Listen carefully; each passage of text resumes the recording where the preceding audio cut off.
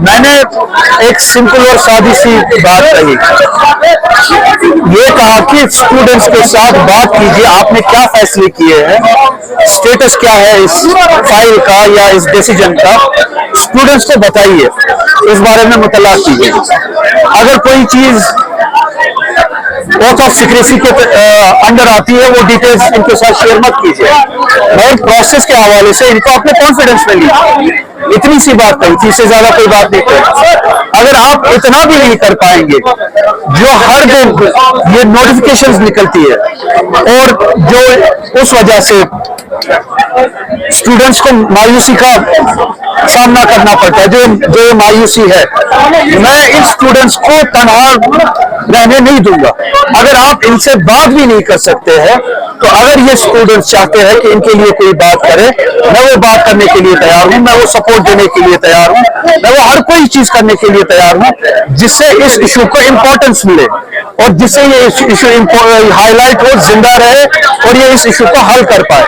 कल तक अभी भी कुछ घंटे बाकी है, अगर इनमें थोड़ी सी भी हमदर्दी है स्टूडेंट्स के हवाले से, इनको बुला के इनके साथ बात करें, इनको अप्राइज करें, इनको इन्फॉर्म करें, अपनी कॉन्फिडेंस में ले कि ये प्रोसेस कहाँ पे है, स्टेटस कहाँ पे है, क्या इन्होंने इसके हल के हवाले से कुछ इकदाम किए हैं। अगर इकदाम किए हैं, उन इकदाम के बारे में उनको कॉन्फिडेंस में ले। बात इतनी सी है। अगर ये इतना भी नहीं कर सकते, तो मैं स्टूडेंट्स को तनहा रहने नहीं दूंगा।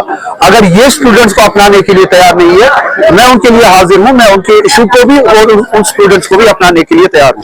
रही बात, हाँ बताइए। उन्होंने कहा कि अगर रुहुल्लाह में ईसाई दम है, तो एलजी अपने क्यों नहीं जाते, हमारी पल्ले क्यों पड़ते? देखिए, ये दम वगैरह की बात मैं नहीं करना चाहूंगा। मैं दम दिखाने के लिए ये अपनी जिम्मेदारी नहीं निभाता।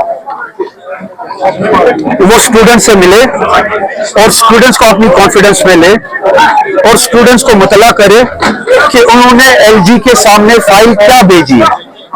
स्टूडेंट्स के साथ बात करके अगर स्टूडेंट्स मुतमईन हो जाते हैं, मैं दूसरे दिन ही एलजी के, जिसे ये एलजी कहते हैं, उस वाइस रॉय के ऑफिस के सामने भी धरना देने के लिए तैयार हूं। और मैं उन सभी मिनिस्टर्स को, एमएलएस को, जिन्होंने ये बात कही है, जिस बात को आपने यहाँ पे दोहराया, मैं उनको भी इनवाइट करता हूं। कल मैं उनका इंतजार कर रहा हूं।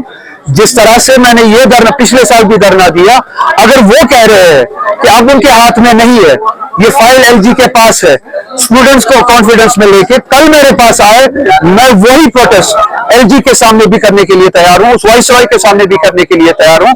और वो मिनिस्टर्स भी, वो एमएलएस भी जो रिप्रेजेंट करते हैं यहाँ के लोगों को, और कम से कम जो ओपन मेरिट को, ओपन कैटेगरी को रिप्रेजेंट करते हैं, मैं उनको भी दावत देता हूँ, कल मेरे साथ आए, मैं उनको साथ लेके एलजी के खिलाफ, वाइस रॉय के खिलाफ भी वो धरना देने के लिए तैयार हूं।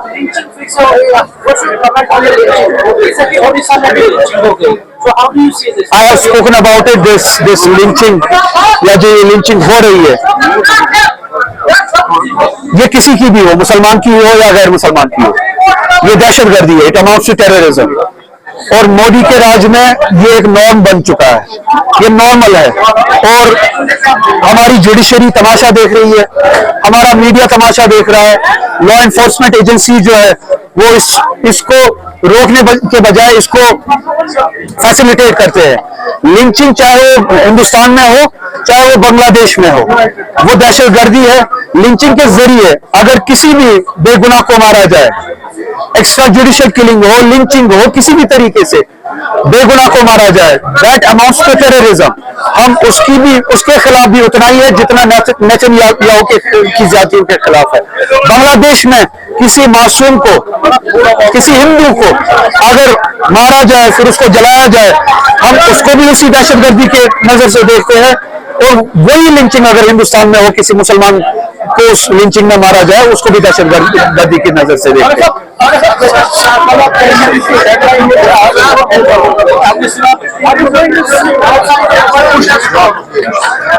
जगह जो है वो स्टूडेंट्स तय करेंगे।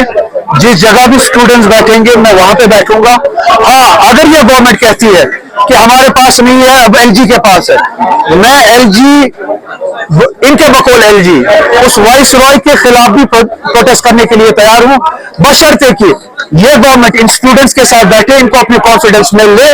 और दूसरी बात, मेरे साथ ये गवर्नमेंट आए, ये रिप्रेजेंटेटिव्स आए और मेरे साथ उस प्रोटेस्ट में जो वाइस रॉय एलजी के खिलाफ मैं करूंगा उसमें शामिल हो।